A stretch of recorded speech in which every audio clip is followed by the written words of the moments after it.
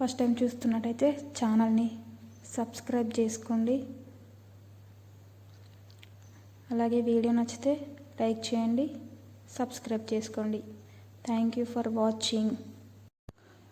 Hi friends, నేను next wave BDA జాబ్కి ఎట్లా అప్లై చేశానంటే గూగుల్లో సెర్చ్ చేశాను నెక్స్ట్ వేవ్ బీడీఏ జాబ్స్ అని.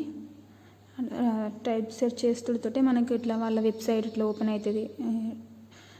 జాబ్స్ ఓపెనింగ్ ఉంటే మనకు business development associate work from home sales అనే జాబ్ వచ్చింది. తమిళ, తెలుగు, హిందీలో 3 లాంగ్వేజెస్లో ఉంటుంది. మనం తెలుగు కాబట్టి సో మనం కూడా అప్లై చేసుకోవచ్చు అన్నట్టు. అక్కడ చూస్తే మనకు అన్ని యూట్యూబ్ ఇన్స్ట్రక్షన్స్ కూడా ఇచ్చారు వాళ్ళు, ఎట్లా ఏం ఫాలో కావాలి, ఎట్లా ఎలిజిబిలిటీ క్రైటీరియా ఏంటిది, ఎట్లా ప్రాసెస్ ఏంటిది అనేది యూట్యూబ్ లింక్స్ కూడా ఇచ్చారు. మనం కావాలంటే మొత్తం ఇన్ఫర్మేషన్ మొత్తం చదువుకోవాలి అన్నట్టు. చదువుకున్న తర్వాత అప్లై నౌ మీద కొట్టి మనం ఫస్ట్ మన రెజ్యూమ్ని అప్లోడ్ చేయాలి. రెజ్యూమ్ అప్లోడ్ చేసినాక సో అట్లా తర్వాత మన ఫస్ట్ నేమ్ ఇవ్వాలి, లాస్ట్ నేమ్ ఇవ్వాలి, ఫోన్ నెంబర్ ఇవ్వాలి.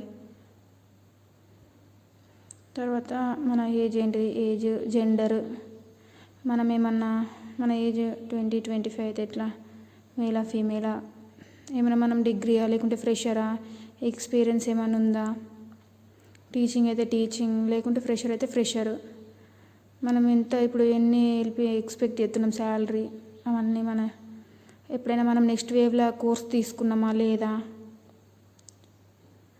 అవన్నీ మన కరెంట్ లొకేషన్ ఏంటిది, ఒకవేళ మనం జాబ్కి సెలెక్ట్ అయితే మనం హైదరాబాద్కి రీలొకేట్ చేసుకుంటామా లేదా అనేది కూడా అడుగుతారు వాళ్ళు. ఒకవేళ అయినాక ఐఎమ్ నాట్ ఏ రోబోట్ మీద ప్రెస్ చేసి మళ్ళీ ఒకసారి అన్చెక్ చేసుకోవాలి. మనమేమో తెలుగు లాంగ్వేజ్ కాబట్టి మనం తెలుగు లాంగ్వేజ్ సెలెక్ట్ చేసుకోవాలి. ఇప్పుడు ఏమైనా డిగ్రీ చేస్తున్నారా లేకుంటే ఇంకా చదువుతున్నారా లేదా అనేది కూడా క్లిక్ చేయాలి.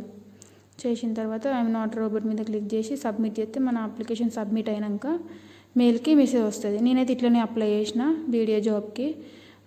తర్వాత మెయిల్ వచ్చింది. ఈ ప్రాసెస్ కూడా నేను ఇంకో వీడియో చేసి పెట్టిన, కావాలంటే మీరు వెళ్ళి ఆ వీడియోలు కూడా చూడొచ్చు. Thank you.